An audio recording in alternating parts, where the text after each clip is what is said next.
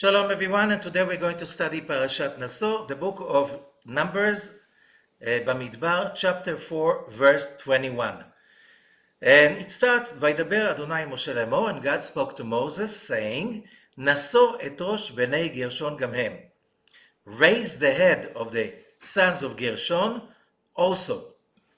Okay, what does it mean also?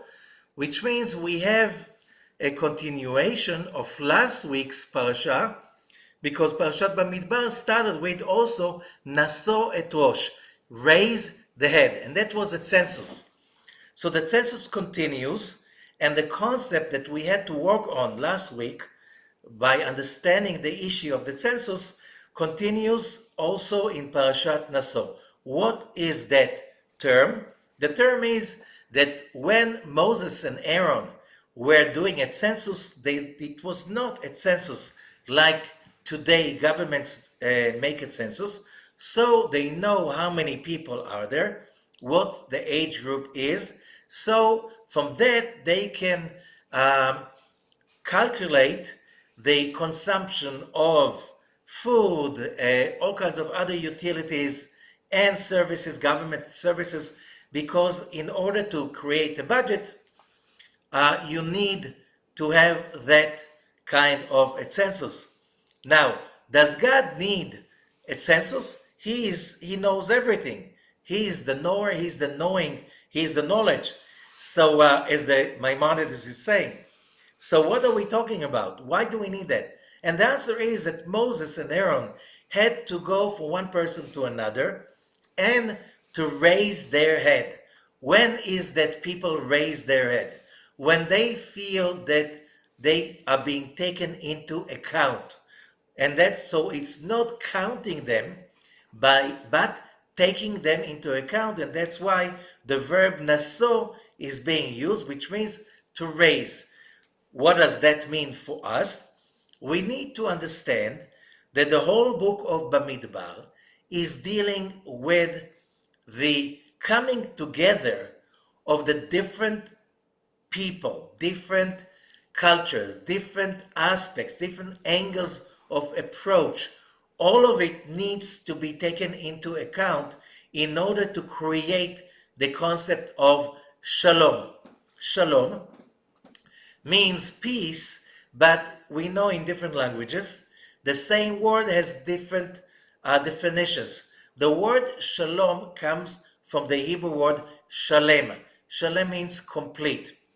And we know that complete is not complete unless all the different pieces, different parts, different elements are not, as long as they are not taken account or included, it's not yet complete.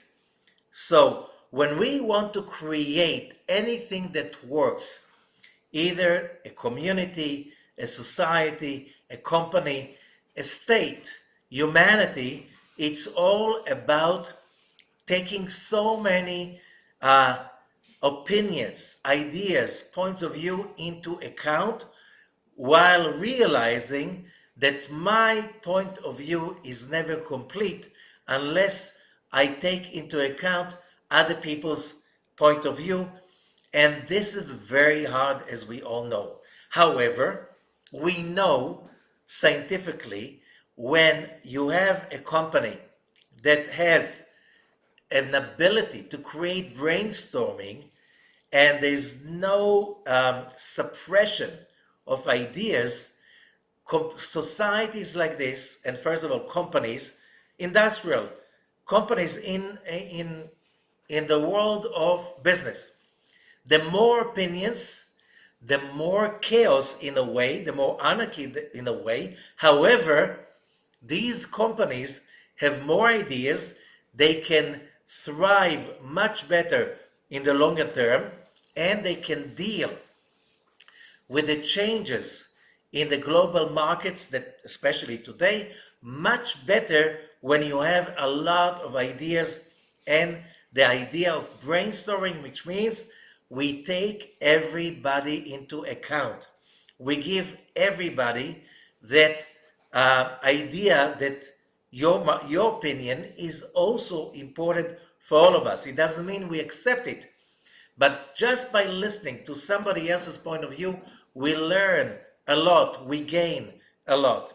So if we are dealing about creating peace in the level of a family, community, company, country, and also as humanity, that will go through that idea of listening, caring, and being able to give every person his own place in the big picture, even though each one of us is just a pixel in the big picture. Without that pixel, that picture is not complete. Now, we have to learn how to apply that.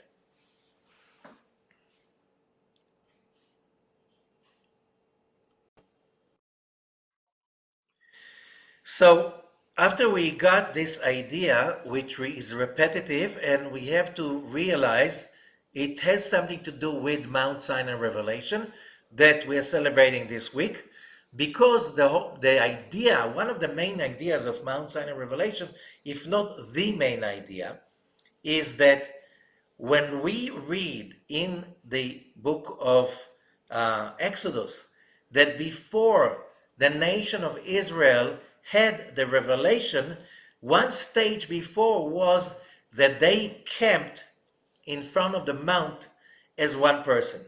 Now it's hard to explain in English, but in Hebrew, the verb to camp, it sounds differently for a single, male, female, plural, and so plural men, plural female, and so on. In Hebrew, there's a difference. You can say differently. It says when they said that the Israelites were camping in front of the mount, it says in single, not in plural, which means Rashi is explaining the commentary saying, Ke'ish echad belev echad, like one person with one heart. This was the condition for the Mount Sinai revelation story to take place. Without that, there won't be any Mount Sinai revelation, which means we have to understand God is not changing ever. So we can't say that God was waiting on Mount Sinai for the Israelites to come, and then he said, oh guys, you're here, let me reveal myself to you. No, the revelation on Mount Sinai was created in the moment of the creation, in the beginning.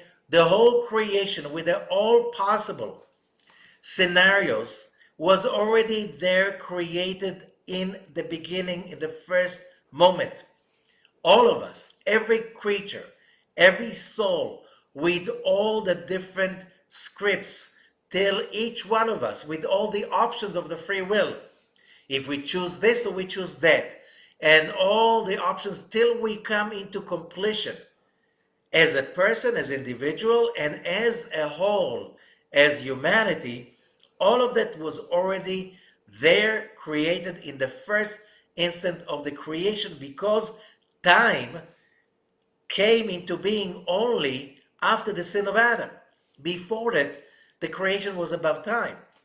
So we cannot say that God was waiting for us on Mount Sinai. How long did he wait? Okay? No, he did not. Just the unity and the love activated that scenario, which is called Mount Sinai revelation. So if we understand that, we understand that every time, every one of us, every person connects himself individually to that unification, that frequency of oneness and shalom, wholeness, we tap into another scenario. We tap into another dimension that exists right now in this reality. So from that moment on, we experience reality from a different place, which means it's the idea of parallel universes. So that is being emphasized over here. When we connect to that idea, everything looks differently. When we look at other people in a way that We need them to be them. We need them to be different. We need them to be unique because, we look around. You look at the car. If all the parts of the car were identical, that means that that car cannot move, because the car can move because it has an engine. And the engine has many, many particles and different particles and parts. They move an axis that moves the wheels. However, the wheels have to be different than the axis, and the axis have to be different than the parts of the engine. I think you understand that. Otherwise, this is not a car. A wheel by itself cannot go that anywhere. Okay? It needs power. It needs energy. It needs an engine. An engine cannot go by himself. And of course, an engine is a sophisticated creation with many, many parts. So if we get this idea, we get the idea that we need others. And how do we teach ourselves to need others? Is looking at what kind of qualities others have that complete me. This is the main work we have to have when we deal with other people. If with the moment we realize how much we need them, we'll make a lot of effort to keep them in the fold with us and to be associated with them and to help them function. This is very important. However, this is not the whole parasha. After that part that is dealing about the different parts of the different parts of the that we have in humanity, the next thing is we can find it in the book of Bamidbar, Numbers chapter 5, verse 5. And here is the parasha of the Teshuvah. Teshuvah means reconnect, translated into English wrongly as repentance. Teshuvah means in Hebrew reconnecting, re-establish the connection. Okay, we all were created, connected unconditionally to the endless light of God. All of us, every human being, every creature. However, through the process of evolution of reality, we came down to the bottom of the bottoms, to the lowest floor. Here, we need to create the connection on our own. So, as the Ramchal, Rabbi Moshe Chaim Luzzatto, is teaching us, so we can appreciate, and more than appreciate, we can enjoy, we can celebrate the connection we created on our own. Therefore, we fall into this physical reality. So when we create the connection, we can celebrate that we created it on our own. Okay? Therefore, when people complain, how come we are not created automatically connected to God? We were. We didn't like it. We wanted to celebrate our connection from our own side.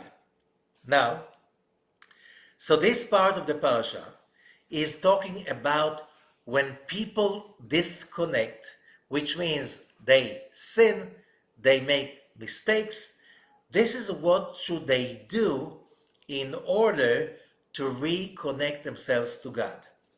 And that is also very important for each one of us, because it means that the moment we feel that we are not connected, it's not the end of the world. We are not connected for a purpose. We're not connected as a vision. We're not connected because this is our calling. Our calling is to realize the lack of the connection and to establish the connection on our own. So, in order to do that, we need first of all to realize what's wrong with our behavior. And that says over here, Verse 7, Vitvadu et chatatam. We should confirm our sin. And then we have to make a payment for that. We have to compensate for it. But the most important concept over here is that there is a place for reconnection. There is a place for repentance. There is a place for a person that sinned, made mistakes, and in order to be able to keep people in the fold, you need to give people the option to reconnect, which means we are humans, we are people, and our best quality is making mistakes. We're very good at it. The point is not the making of the mistake. Why? Because as a human being, we make mistakes, period. Okay? Only perfect human beings do not make mistakes. And perfect human beings exist only in heaven. Here on earth, because a righteous person will always make mistakes and sin, because that's what this life is about. It's not about the perfection, it's about perfecting after falling. So, in order to have the unity we are talking about, in order to have the harmony we're talking about, we have to believe, to trust, to have faith in the human ability to reconnect. First of all, our ability, because the moment we look at ourselves and we say, I'll never be able to change myself. I will never be able to reconnect again. I'm always doomed.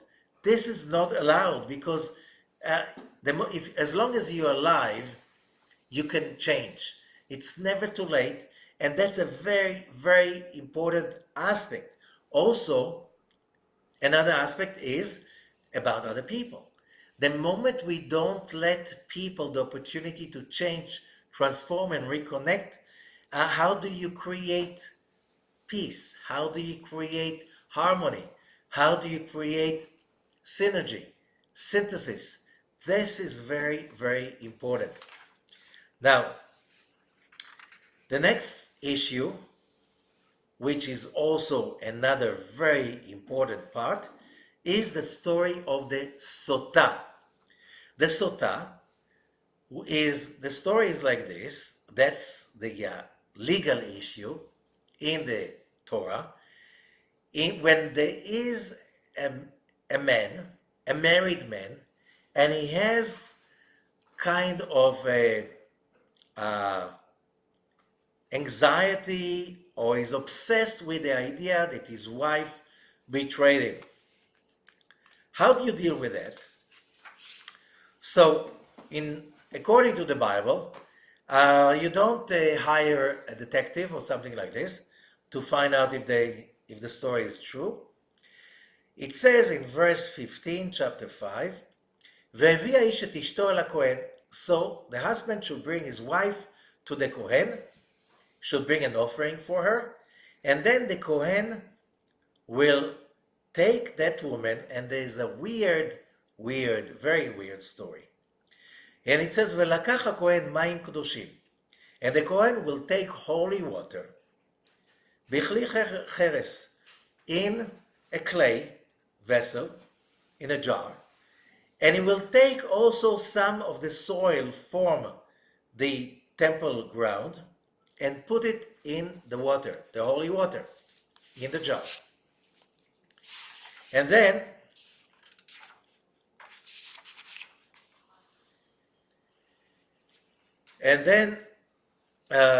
before that there's another, and then the Kohen will write the name of God backwards on a piece of parchment and put that inside the water. And then he asks the woman, please confess, please, can you give an oath that you didn't betray your husband? Okay? And then he will give, and if she said, I'm honest, there's nothing that happened, verse 24, וישקע את האישה מהמרים המהרים. And then he will give, the Kohen will give the woman the water to drink. Now, after that, verse 27, וישקע את המים והייתה היא נטמעה ותמעול מעל באישה. So in case the woman betrayed her husband, those water will swell, her belly will swell, and she will be, everybody will know she betrayed. However, if she was honest and she was never disloyal to her husband, and she will be pure, and she will conceive. Okay? So, and that will be the sign that she never betrayed.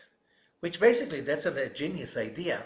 Which, first of all, women would not, if they know they can be brought up into that horrific experience, so they won't betray. On the other thing, it's like if she did not die from the experiment, then her husband should simply let go of his suspicion. Okay, which has a very deep psychological effect. Now, why is that important for us? Because we don't have the temple right now. How should we take it into account? So there comes the Zohar, and the Zohar is saying something that we have to read every year. And it says in the Zohar, Perush HaSulam, verse 89, "Kein ze yaseh lenasot Israel b'geula ha'achona." The same story of the Sota, the woman who betrayed, or she was basically under suspicion that she betrayed, the same thing will happen to the whole nation of Israel. And what will happen is that during the process of the redemption, there will be such a pressure, such a test, that some people will just become purified and conceive, and the others will just fall apart. And what does that mean? It means that in the process of the redemption, things, and this concept is very well known, that the pressure around, and we can see how the pressure is mounting through economy, through politics, through society, through relationships, and especially that we are bombarded with all kinds of facts that just put us under pressure. Facts that say that the government is not going your way, that the government, you can't trust them. The other thing is that the world climate crisis. So if the climate crisis story is real, and if it's not real, in both cases, you are under a lot of pressure because things are anyway, it's going bad. So how do we deal with so much pressure? And then comes the solution, and that's verse 90. ואז והמשכילים יבינו כי מצד הבינה.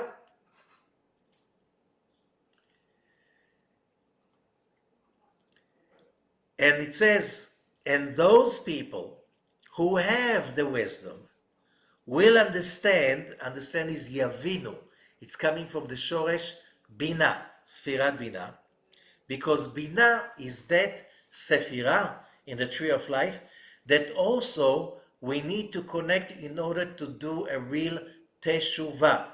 Teshuvah, reconnection, is connecting to bina. And bina is the source of life, the source of everything that is good in our plane of existence.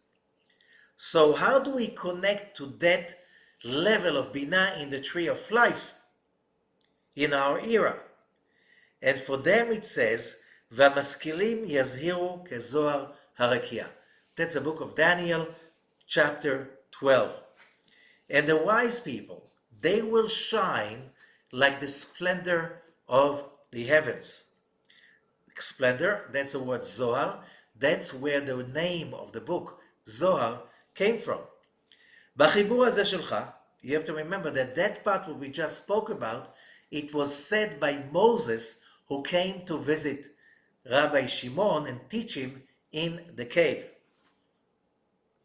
And he says, Moses is telling Rabbi Shimon, with this book of yours, which is the book of Zohar, the book of splendor, and this splendor is coming from the upper Sephirah of Binah, Ima Ilaah, the upper mother, which is called Teshuvah, reconnection, repentance. The people who will be connected to the Zohar do not need the test of the Sotah.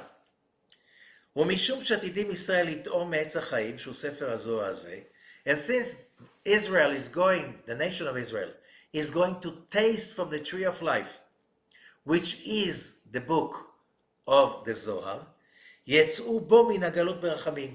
Whoever is connected to that will have the redemption from exile in mercy. What does it mean in mercy? Let us go back to try to simplify it. We are now in one of the most important, if not the most important, era in the history of humanity. And if you don't realize that, we are in the middle of the Armageddon war. Armageddon in Hebrew, Gog uMagog, translated wrongly into Armageddon, because the source of the word Armageddon is maybe Megiddo, but it's Gog uMagog. Somebody who did not really understand Hebrew made those translations. So Gog uMagog means, if you go to the book of Ezekiel, chapter 38, and it speaks about the great war in the end of days. Now, in one way, you can think it's about a war that so many nations are taking part of it. Okay, we're getting there. But before that, try to understand what does it mean, Gog uMagog. You can also say it's coming from the word Hagigim, which means thoughts. And we are, and the real part of the war is not the bombing. It's the terrorism. We are in the middle of a terroristic psychological attack about humanity. You get it through the internet, you get it through the news media, you get it through the social media. We are attacked daily, hourly, by the minute, by ideas, by scare tactics, by also all kinds of, how would I say, it's like our brains are manipulated hourly and by the minute. Because whoever is involved in what's going on, there's more and more available wisdom, knowledge, how using TV, movies, whatever, we are being manipulated for all kinds of things. So we are in a war of thoughts. When we say terrorism, terror is not about the physical violence. Terror is about the emotional reaction. Today, you do not need to terrorize people. You don't need physical violence. Just you need to bring into people's minds fear, fear, fear. The corona was a huge, huge success. People went into mass psychosis of obedience, and that was a great success of those scare tactics. I'm not saying you shouldn't obey instructions from the government, but that was much way, it went too far. And I think a lot of people realize that. The fact that we are manipulated is important. What the Zohar is saying, when we do not have deep spiritual background, deep spiritual education, study, daily study, והגית בו יומם ולילה. You should be pondering on it day and night. The study of the Torah in here, the study of the Zohar.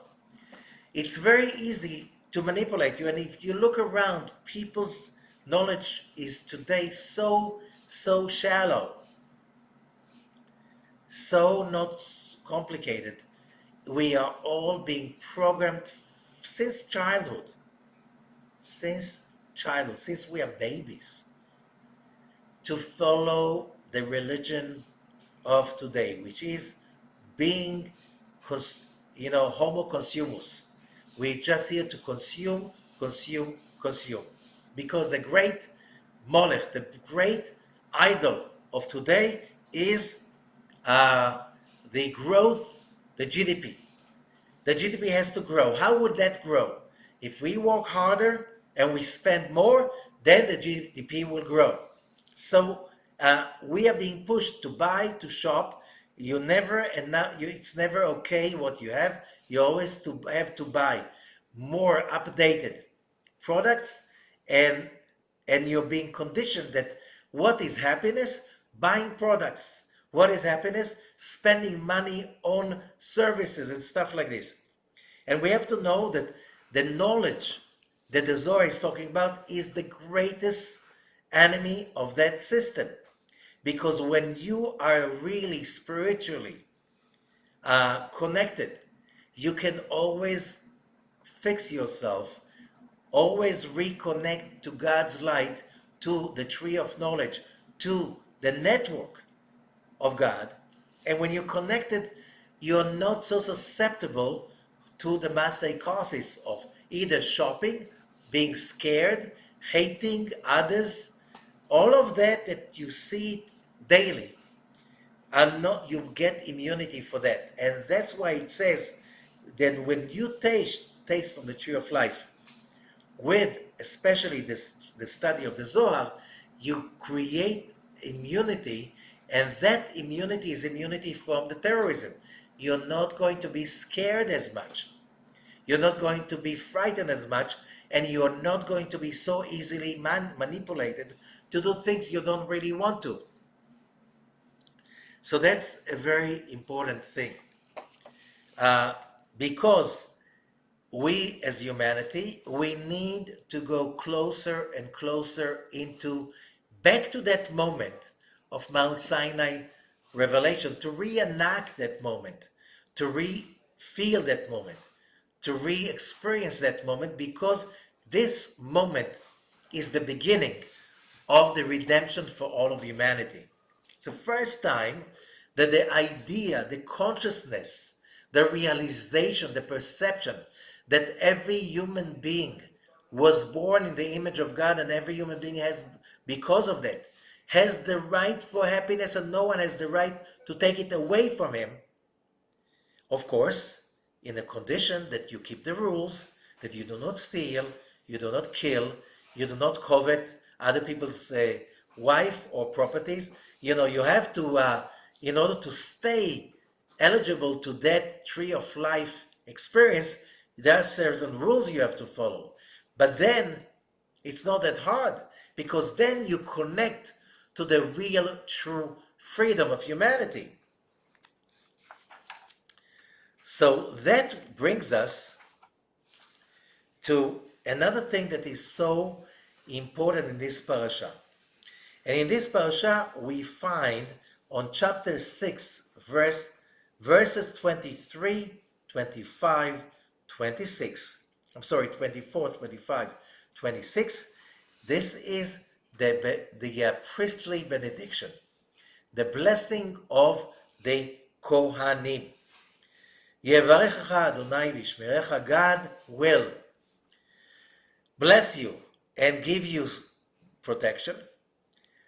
Yair Adonai panav elecha v'yichuneka. God will shine his face to you and redeem you. Yisa Adonai panav elecha v'yasem lecha shalom. God will raise his face to you and will put for you, on you, over you, shalom, completion, peace, and harmony. ושמו את שמי על בני ישראל ואני אברכם. And they will put my name on the children of Israel and I will bless them. So the Zohar is teaching us what is that priestly benediction about, because first of all, it is very powerful. It's very beautiful. Okay?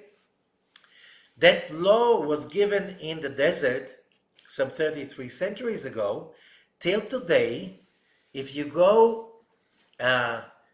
mostly in Israel, if you go to every synagogue in the morning, you will hear the Kohanim blessing the people as their fathers did, as their fathers did, that their father did all the way 33 centuries ago to Aaron the high priest. Same words, same meaning, with the same motions. Okay? You know, a few decades ago, somebody said, so many people claim to be Aaron the high priest descendants. We can prove it today.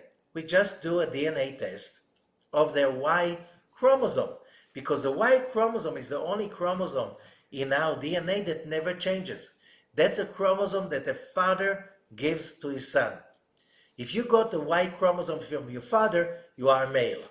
If you got from your father the X chromosome, you are a female. So today, what's a male and a female? XY and XX. XY is a male, XX is a female. Okay? What do you feel about it? That's your business. Nobody else's business, but that's the way it's defined. Now, so they took DNA tests of Kohanim, these people who claim to be descendants of Kohanim, and there are many of them all over the world, and they took them from different Jewish communities in the States, in Europe, in Israel, in other places, and they found 80% of them had identical Y chromosome, which is amazing. So when you go to the synagogue, you see the Kohanim blessing the people, you know these people, 80% chance, they're really direct descendants, father to son, all the way 33 centuries back to Aaron, the high priest, that he received that blessing. But does that mean that only the Kohanim use that blessing? No. In the morning blessings that every Jew is supposed to say when they get up in the morning, there are 18 blessings, and the last blessing, the blessing of the Torah, when you finish it, you blessed the blessing for learning Torah, so you have to say some Torah in order to not to say the blessing in vain. What do you say? The blessing of the Kohanim. So, which means that every Jew should say that blessing every morning as they get up. Now, also Friday night,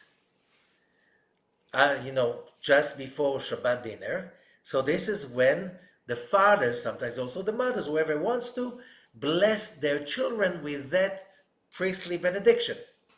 Okay? So you find that blessing in many places also before you go to sleep. The tradition is that you also, in the bedtime Shema, you add also to it that priestly benediction. What's the power of that? That you say it at least twice a day. And you hear it in the synagogue at least in the morning. And the Zohar has an amazing article about it. I'm reading in the Zohar HaSulam, verse 121. And it says, בשעה שהכהנים פורסים ידיהם הבאות מחסד, when the Kohanim raise their hands that are connected to chesed, loving kindness, on the Sephirah of chesed, מתעורר החסד שלמעלה. So when the Kohanim raise their hands to bless, they above chesed, the Sephirat chesed from the tree of life above, is awakening and is connected. ומתבשמת ומתברכת בפנים מאירות, and it's being full of bliss and positivity, and it's being blessing with shining face to the children of Israel. and that removes the judgment from them. And that's why it says, so you should bless the children of Israel. Therefore, verse 152, and therefore a Kohen is the one to bless, not another one, only the Kohanim. Because during every morning prayer, during the repetition of the silent prayer, the leader announces Kohanim, if there are Kohanim. That's after the Kohanim move in front, like in front of the ark. Then they say the blessing, turn to the people, and then they do the blessing over the people. And the Kohen is the one to awaken the Sephirah of Chesed. As it says, Leish Chasidecha. And it says, Yevarchucha, they will bless you, but it says with the Hey at the end, which means Yevarchu Ko. Ko is the Shekhinah, the divine presence. So when they bless the people, they bring in the divine presence. Verse 153. למדנו, אמר רבי יהודה, we learned, Rabbi Yehuda said, בשעה שהכהן שלמטה קם ופורס ידיו, when the Kohen in the physical world gets up and raises his hands, כל הספירות הקדושות שלמעלה מתעוררות ומתקנות להתברך, all the ספירות of the tree of life are getting ready to bless. ומאירים מעומק הבינה שנקשו בינה, and they shine from the depths of the well above, which is Sefirat Bina. Again, the connection to Bina. First we said repentance. Now we speak about the Kohanim, the priestly benediction. שנמשך להן מעומק ההוא היוצא תמיד. So they awaken that eternal well, which is life of Bina. ולא נפסקו הברכות הנובעות ונעשות מבואים לכל העולם. And this blessing will never stop. But when a Kohen is making the blessing, those blessings are awakened, and now it's like springs. They spring in all the upper olamot, and they water each other, bless each other, and feed each other. Verse 154. למדנו, בזמן ההוא שהכהנים נושאים ידיהם, we learn at that time that the Kohanim raise their hands. לחש ושתיקה נעשו בכל העולמות. Silence is right now kept all the worlds above. בדומה למלך שרצה להזדבק עם המלכה ורצה לבוא אליה בחשאי. וכל המשמשים מתעוררים בזמן ומתלחשים, הרי המלך בא להזדבק עם המלכה. It's like when the king wants to unite with the queen, so all the servants keep silent, because they say keep silent because you don't want to disturb the unification of the king and the queen. Of course, we're talking about the king in heavens and the Shekhinah. Verse 155. למדנו, אמר רבי יצחק, הכהן צריך לשאת יד ימין על שמאל. The Kohen, when he raises his hands, the right hand must be above, a little bit above the left hand. Why? Because the right is the side of the giving, has to be higher, the side of receiving, which is the left. It goes on with many more stories. I just make short of it that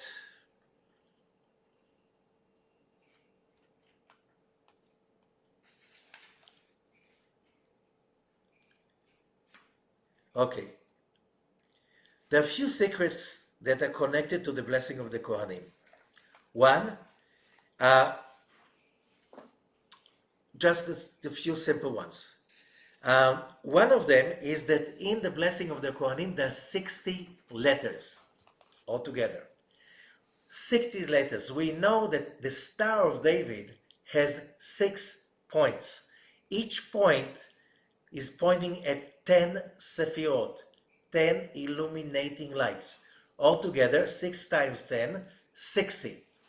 So that's why these 60 Sephirot, 60 illuminations, they are a power of protection. one of the reasons why we say the blessing in the morning. We listen to it in the Amidah, in the morning prayer from the Kohanim.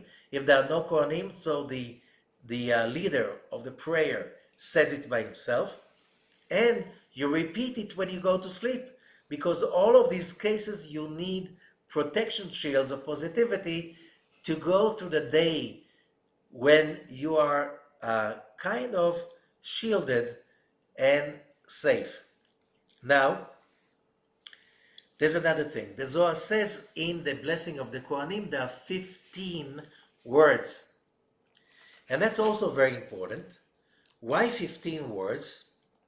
So the Zohar explains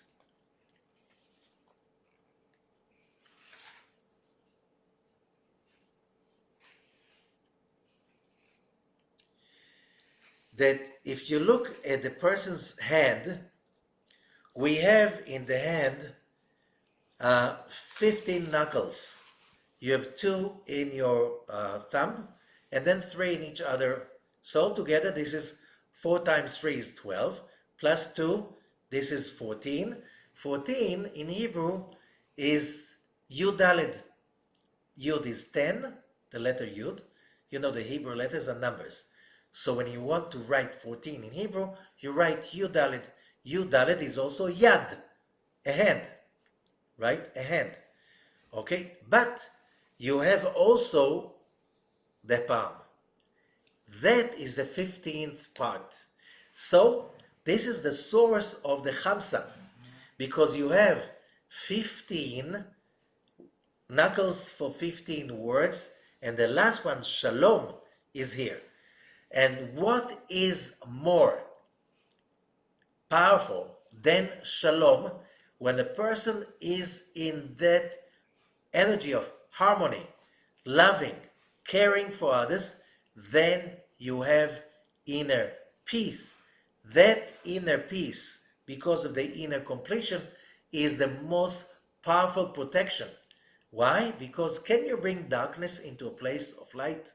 So when we say the priestly benediction, and the Zohar has many other secrets about it, also like Yevarcha Hashem, that all 3 verses starts with the Yud, which is one of the 72 names, Yud, Yud, Yud. So it just, in a nutshell, many aspects that we can find in this parasha, as we said, including the priestly benediction. At the end, we have the offerings of the different 12 chieftains of the tribes, and they were called Nesi'im. Nasi, in today's Hebrew, is a president. What is Nasi? Somebody who's raised above others. Okay? Now, that's not a king. Nasi is somebody who's voted for that position. He's not anointed by God. Okay? So those 12 Nesi'im, the 12 heads of the tribes, there's a lot of power behind those 12. We spoke about it last week. The 12 tribes, the 12 signs of the zodiac, as another mechanism of protection. And the Zohar is also talking about in the end of Parashat Naso, that in the days to come, in the last wars, when there are wars with Ishmael and Esav, the west and the east, and all of that, what we see happening in front of our eyes, and it just like unfolding, one of the main purpose of those offerings was to create a shield from all 12 directions, a shield around us, so humanity is not going to fall, but is going to be raised at the end of the process. And then, the end of Parashat Naso, after we take care of all of those issues, now verse 89 in the book of Numbers, chapter 7, Uvevor Moshe el Ohel Moed, and now when Moses comes to the tabernacle, לדבר איתו, to talk with him, וישמע את הקול מתדבר אליו, and he will hear the voice being talked to, It's very hard to translate. It's like the voice is talking, is activated from above the cherubim, the cherubim, the angels of the ark, above the ark of the covenant, between the two cherubim, that's what it is. It's not, somebody read CH, cherubim, as a cherub, it's cherubim. That's Hebrew. The two cherub, it's like a cabbage. Cabbage, what do you see in a cabbage? You see how the cabbage has leaves that fold and hug. That's why the cherubim, those angels are hugging angels. So those cherubim are symbolizing the hugging of God's providence to his people. And that's where Moses hears the voice activated from that place of love and unity. So we want to connect to that power. We want to connect to that energy during this week. And the most important is when we have that state of mind, we can activate Mount Sinai revelation within ourselves. And this is the idea of Teshuvah, reconnection to the tree of life. Thank you and good luck for all of us. Happy Shavuot and Chodesh Tov.